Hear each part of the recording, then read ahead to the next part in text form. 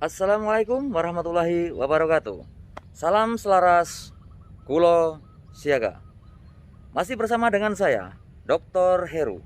Pagi hari ini kita akan berkunjung ke Bapak Bupati Kulon Progo, sahabat Nusantara. Nih, saya sudah berada di pendopo rumah dinas Bupati Kulon Progo. Dan insya Allah kita akan bertemu serta berbincang dengan beliau, Bapak Bupati Kulon Progo.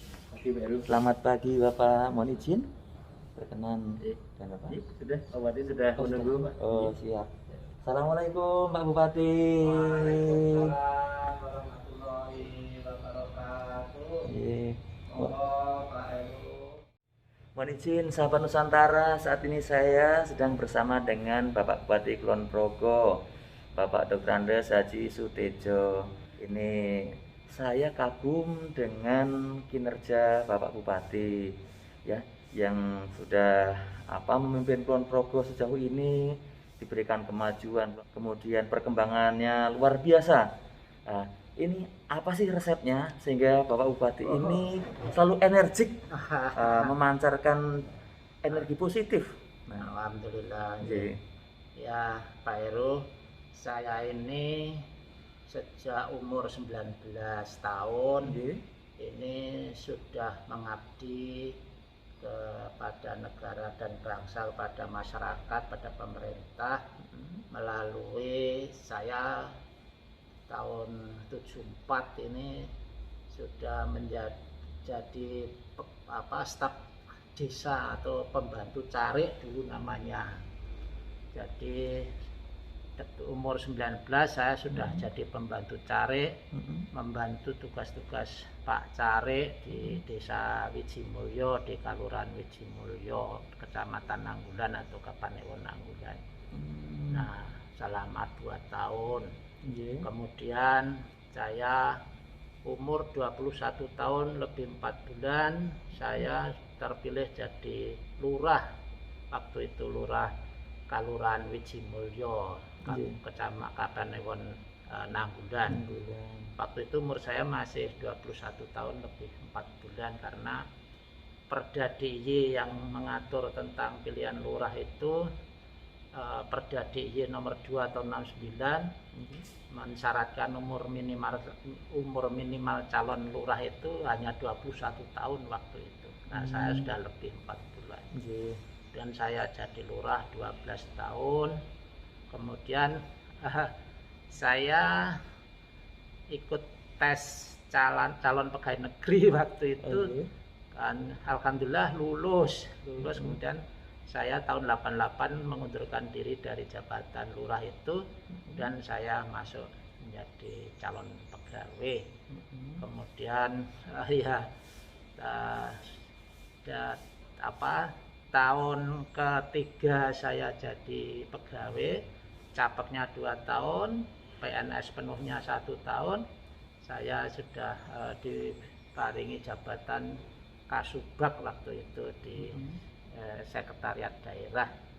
Nah, kemudian itu saya jalani 2,5 tahun. 2,5 tahun berikutnya saya jadi Sekwilcam Sentolo, waktu itu namanya Sekwilcam, kalau sekarang Sekcam ya. Di Sentolo 2,5 tahun jadi Sekwilcam. Itu tahun 93 sampai awal 96, triwulan pertama 96. Kemudian triwulan pertama 96 itu saya ditugaskan sebagai camat di Kecamatan Temon dari 96 sampai 2001. Nah, mulai 2001 saya ditugaskan sebagai Kadak Pemerintahan Desa di Sekretariat Daerah. Itu sampai 2006. Dari 2006 saya ditugasi sebagai Asekda 1 bidang pemerintahan dan Kesra hingga kemudian di 2011 saya amanahai untuk ikut dalam pilkada sebagai calon wakil bupati. 2012 melanjutkan bersama Pak Asto sebagai pasangan bupati wakil bupati, dan alhamdulillah terpilih kembali. Hanya memang kemudian di Juli 2019 ini ternyata Pak Hasto ini dibutuhkan oleh negara, dikersake oleh Bapak Presiden untuk ditugasi sebagai kepala BKKBN pusat yang wilayah tugas pengabdiannya seluruh Indonesia. Sehingga sesuai ketentuan mulai Juli itu saya ya mencukupkan tugas-tugas yang sebelumnya di Pak Hasto. Nah, November 2019 saya resmi dilantik menjadi bupati, melanjutkan tugas-tugas Pak Hasto yang insya Allah nanti berakhir di 2022, masa jabatan 2017 sampai 2022. Nah, memang saya berusaha untuk menjaga kesehatan, menjaga stamina ini supaya bisa melaksanakan tugas-tugas pengabdian tersebut dengan kondisi yang sehat begitu. Nah, memang saya selama ini kalau ya orang biasa ya suatu saat mengalami rasa capek atau mungkin meriang, itu kadang-kadang ada juga. Tapi kalau hanya capek, hanya kesel gitu, alhamdulillah saya itu kalau kemudian mandi itu bisa segar kembali. Dan saya tidak pernah mandi dengan air hangat ya, malah air dingin. Saya itu rasanya kalau mandi dengan air hangat itu seperti belum mandi rasanya. Tapi kalau mandi dengan air yang netral, artinya ya tidak dipanasi dulu, bukan air dingin. Air dingin kan yang dari kulkas, bukan. Tapi ya air yang netral dari sumur, itu terasa segar. Bahkan waktu saya jadi camat Temon, itu di rumah dinas itu kan ada kamar mandi, bak mandi yang baknya itu dari porselen, tapi ada juga kamar mandi lama yang hanya semen itu, dan airnya itu lebih seger yang Semen. bak semen itu, karena bagaimanapun juga masih ada pori-porinya. Nah, saya lebih suka memilih bak mandi yang semenan itu, yang lama itu. Bak mandi kamar mandi lama itu saya malah suka mandi di situ, tidak di kamar mandi yang bak mandinya porselen itu. Ini kesegar. Kemudian memang saya ini terbiasa kalau tidur itu ya jam 2 itu saya bangun untuk sholat tahajud. Meskipun mungkin baik bisa tidur sejak agak sore maupun pulang jam 12, jam 1, kalaupun kemudian bisa tertidur ya jam 2 tetap dibangun. Karena memang saya pakai alarm. Tapi ternyata selama-lama itu menjelang sebelum alarm berbunyi itu sudah terbangun sendiri. Ya.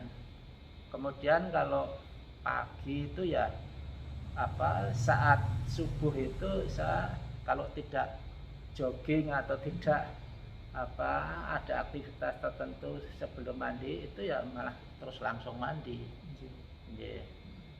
Memang mandi pagi hari itu juga menyegarkan. Artinya begitu bangun terus mandi itu menyegarkan. Kecuali kalau kita mau ya olahraga sebentar, itu ya olahraga dulu sebentar. Kalau saya hanya jogging, itu pun belum bisa rutin, Pak. Kalau ada waktu ya jogging keliling alun-alun. Ya, nah itu. Terus mungkin nanti Pak Bupati saya itu mendengar dari staf maupun dari keluarga ataupun masyarakat, selama ini Pak Bupati itu belum pernah marah ataupun emosi. Ini gimana sih ini caranya untuk pengendalian emosi? Oh iya, ya saya rasa manusiawi ya, setiap orang itu kadang-kadang ada perasaan yang ingin terekspresikan secara spontan, baik rasa senang maupun rasa kesel atau rasa marah dan sebagainya, itu semua emosi, semua orang punya emosi itu punya, baik emosi menyenangkan maupun emosi yang membuat marah itu ada. Saya hanya Pak Heru, kalau terasa ada yang kemudian seperti akan membuat kita marah, saya hanya kemudian ambil napas dalam-dalam. Nek cara Jawane unjalambegan. Unjalambegan, menarik napas panjang gitu. Akhirnya kendor sendiri. Akhirnya kendor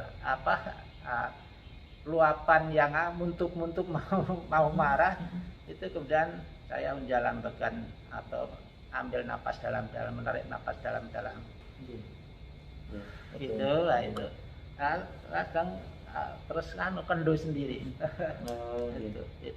Tapi ya memang semua orang mungkin caranya belum tentu sama. Saya kok dengan begitu sudah kemudian turun nanunya. Ini sahabat Nusantara luar biasa dan menarik sekali kan. Nah, sekarang kita akan mencoba menanyakan bagaimana kebijakan terkait dengan PPKM di Kulon Progo. Nah, ini ya, kita simak penjelasan dari beliau terkait kebijakan PPKM. Kebijakan PPKM itu diantaranya yang pertama ya, kecuali ya kita harus disiplin ketat pada pelaksanaan protokol kesehatan. Ini diminta pusat-pusat perbelanjaan ini tidak perlu sampai malam, sampai terlalu malam. Jadi pusat-pusat perbelanjaan diharapkan sudah tutup pada jam 11 atau jam 7 malam ini sudah tutup, sehingga malam hari tidak banyak keramaian kerumunan.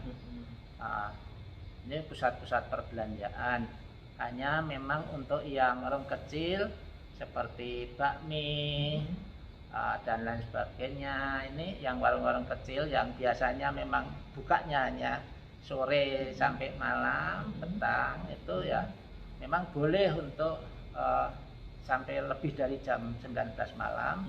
Tapi jumlah pengunjungnya ini harus dibatasi 25% dari kapasitas tempat duduk yang tersedia. Itu pun disarankan untuk kemudian ya makanannya atau barang yang dibeli itu dibawa pulang, artinya tidak dimakan di situ. Sehingga ada pergantian tidak sampai terlalu banyak orang pada tempat yang sama pada waktu yang sama. Kemudian ya, tempat-tempat ibadah ini tetap diperbolehkan, tapi dengan kapasitas maksimal 50% dari kapasitas yang tersedia. Kapasitas ruang atau tempat duduk yang tersedia itu maksimal 50%-nya saja. Kemudian untuk pembelajaran anak-anak sekolah ini tetap dilakukan dengan cara daring. Kita belum memberlakukan belajar tatap muka ini. Itu diantaranya yang PTKM ini, dan memang ini kami pantau di Kulon Progo ini memang pusat-pusat perbelanjaan sepanjang yang saya pernah lihat kita pantau ini ya umumnya mentaati itu. Ya, kami mengajak pada segenap warga masyarakat Kabupaten Kulon Progo untuk benar-benar mentaati protokol kesehatan ini. Jadi sesering mungkin mencuci tangan dengan air mengalir dengan sabun dan air mengalir, dan selalu pakai masker kemanapun kita berada, selalu pakai masker, dan menjaga jarak untuk kita tidak bersinggungan dengan orang lain. Kemudian kita menghindari kerumunan, jangan sampai tercipta kerumunan. Kemudian juga kita menjaga